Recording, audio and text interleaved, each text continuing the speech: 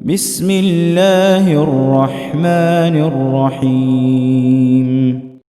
Kita memuji Allah Subhanahu wa taala di setiap waktu dan keadaan, setiap tempat dan kondisi. Allah Subhanahu wa taala dia dipuji dalam keadaan kita mendapatkan kesenangan maupun kesempitan, kelapangan maupun sesuatu yang menyesakkan dada. Tidaklah sesuatu yang menimpa seorang hamba melainkan itu adalah pilihannya, dan tidaklah dia memilih kecuali sesuatu yang paling baik untuk hamba-hambanya. Oleh sebab itu tak kala Rasulullah SAW bersabda, betapa menakjubkannya urusan seorang mukmin, setiap urusannya itu adalah kebaikan untuknya. Kalau seandainya dia mendapatkan musibah, maka dia bersabar dan itu baik untuknya. Manakala dia melakukan perbuatan atau dia mendapatkan sesuatu yang menyenangkannya, sesuatu kebaikan yang Allah limpahkan untuknya, dia bersyukur kepada Allah.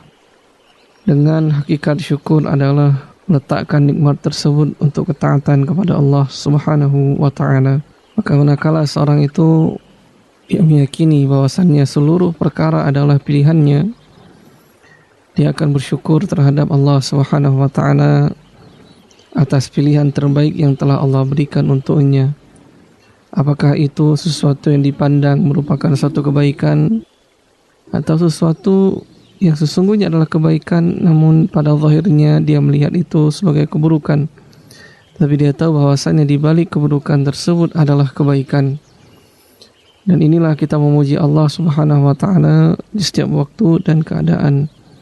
Dan semoga Allah Tabaraka wa ta'ala menjadikan kita di antara hamba-hambanya yang senantiasa memuji Allah Subhanahu wa ta'ala dan dimatikan dalam keadaan kita memujinya, berprasangka baik terhadapnya, dan diganjar olehnya dengan surganya Tabaraka wa ta'ala.